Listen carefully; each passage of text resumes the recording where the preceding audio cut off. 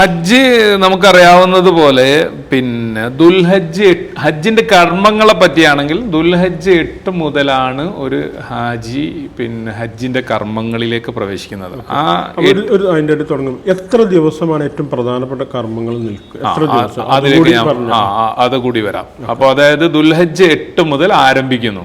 ആ ദിവസത്തിന് യൗമു തർവിയ എന്ന് പറയാം. എന്ന് പറഞ്ഞാൽ ഹജ്ജിലേക്ക് പ്രവേശിക്കുമ്പോൾ പണ്ടത്തെ കാലത്തൊന്നും, കാരണം മരുഭൂമിയാണല്ലോ, വെള്ളമൊന്നുമില്ല. അപ്പോൾ ആളുകൾ വെള്ളമൊക്കെ ശേഖരിച്ച് വെച്ച് ആരാധനകളിലേക്ക്, ഇബാദത്തിലേക്ക് പ്രവേശിക്കുന്ന ദിവസം എന്നാണ് യൗമു തർവിയ എന്ന് പറഞ്ഞതിൻ്റെ അർത്ഥം. പിന്നെ ദുൽഹജ്ജ് 9 യൗമു അറഫയാണ്. ഒന്നാണ് അറഫയിലെ സംഗമം. അന്ന് സൂര്യാസ്തമയത്തോടുകൂടി ആളുകൾ മുസ്തലിഫയിലേക്ക് പോയി മുസ്തലിഫയിൽ രാപ്പാർത്ത്, എന്ന് പറഞ്ഞാൽ ദുൽഹജ്ജ് 10 പിറന്നല്ലോ, അന്നത്തെ സുബഹി നിസ്കാരം അവിടുന്ന് മുസ്ദലിഫയിൽ തന്നെ നിർവഹിച്ചു. പിന്നെ ആ ദുൽഹജ്ജ് 10 പറയുക യൗമുൻ നഹർ എന്നാണ്. അന്നാണ് ബലിയുടെ ദിനം. അന്നാണ് ഒരു ഹാജിയെ സംബന്ധിച്ചിടത്തോളം ഏറ്റവും കൂടുതൽ കർമ്മങ്ങൾ ഉണ്ടാവുക. പിന്നെ അതിലേക്ക് വരുമ്പോൾ ഒരു സംശയം, ആദ്യം ദുൽഹജ്ജ് 8 തയ്യാറാകും, 9 മിനയിലേക്ക് എത്തണം. അല്ല, ദുൽഹജ്ജ് 8 ഹാജി താമസ സ്ഥലത്ത് നിന്ന് ഹജ്ജിന് വേണ്ട ഇഹ്റാമിന്റെ ഒരുക്കങ്ങളൊക്കെ വീണ്ടും ചെയ്ത് കുളിയൊക്കെ നടത്തി തയ്യാറാവണം.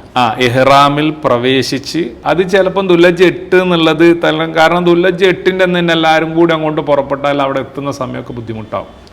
അപ്പോൾ ഒരാൾ മുൻകൂട്ടി ദുൽഹജ്ജ് 7 അന്ന് രാത്രി തന്നെ ഈ കമ്പനികൾ അവരുടെ ബസ്സൊക്കെ ഏർപ്പാടാക്കി ഹാജിയെ ദുൽഹജ്ജ് 8 അന്ന് തന്നെ മിനായിലെ ടെന്റിലേക്ക് എത്തിക്കും. കാരണം അയാൾ പിന്നെ അയാളുടെ താമസ സ്ഥലത്തുനിന്ന് അല്ലാഹുമ്മ ലബ്ബൈക ഹജ്ജൻ, അള്ളാഹുവെ ഞാൻ ഹജ്ജിന് നിയ്യത്ത് വെച്ച് നിന്റെ മുമ്പിൽ നിന്റെ വിളിക്ക് ഉത്തരം നൽകി ഇതാ ഹാജരാകുന്നു എന്ന് പറഞ്ഞ് അവിടെ റെഡി ആയിട്ട് നിൽക്കുന്നുണ്ടാവും. 7 അന്ന് രാത്രി തന്നെ പോകാനായല്ലോ. ചിലപ്പോൾ അത് പിറ്റേന്ന് രാവിലെ ദുൽഹജ്ജ് 8 ബസ് വരുന്നുണ്ടാവുള്ളൂ. അതൊന്നും കുഴപ്പമുള്ള സംഗതിയല്ല, മുൻകൂട്ടി എത്തിയെന്നോ അല്ലെങ്കിൽ ആ ദിവസമാണ്. അപ്പം ദുൽഹജ്ജ് 8 അന്ന് മിനായിലെ ടെന്റിലെത്തിയാൽ അവിടെ അവർക്ക് ആ ഒരുക്കത്തിന്റെ ഭാഗം നിസ്കാരം ഉണ്ടല്ലോ. പക്ഷെ നിസ്കാരത്തിന് അവിടെ ഒരു രീതിയുണ്ട്. കാരണം ഇസ്ലാമിലെ ഏറ്റവും പ്രധാനപ്പെട്ട കർമ്മമാണ് ഹജ്ജ്. പക്ഷെ റസൂലുള്ളാഹി സ്വല്ലല്ലാഹു അലൈഹി വസല്ലം ഏത് കർമ്മവും എങ്ങനെയാണ് ചെയ്യേണ്ടതെന്ന് പഠിപ്പിച്ചിട്ടുണ്ട്. ഹജ്ജിന്റെ കാര്യത്തിൽ പ്രത്യേകം പറയുകയും ചെയ്തു, ഖുദൂ അന്നി മനാസിക്കക്കും, ഞാൻ എങ്ങനെയാണ് ഇതിന്റെ നുസുക്ക്, ഇതിന്റെ അനുഷ്ഠാന കർമ്മങ്ങൾ, ആ ഒരു വാക്ക് തന്നെയാണ് കേട്ടോ. ഇപ്പൊ സൗദി അതിന്റെ പോർട്ടലിനിട്ടത് നുസുക്ക് ഡൗൺലോഡ് ചെയ്യണം, നുസുക്ക് അടയ്ക്കപ്പെട്ടു പോയി എന്നൊക്കെ നമ്മൾ കേൾക്കുന്നുണ്ട്. അതുകൊണ്ടാണ് ഹാജിമാരുടെ ഡീറ്റെയിൽസുകൾ അതിൽ എൻട്രി ചെയ്യാൻ കഴിയാതെ വന്നെന്നൊക്കെ പറയുന്നുണ്ടല്ലോ.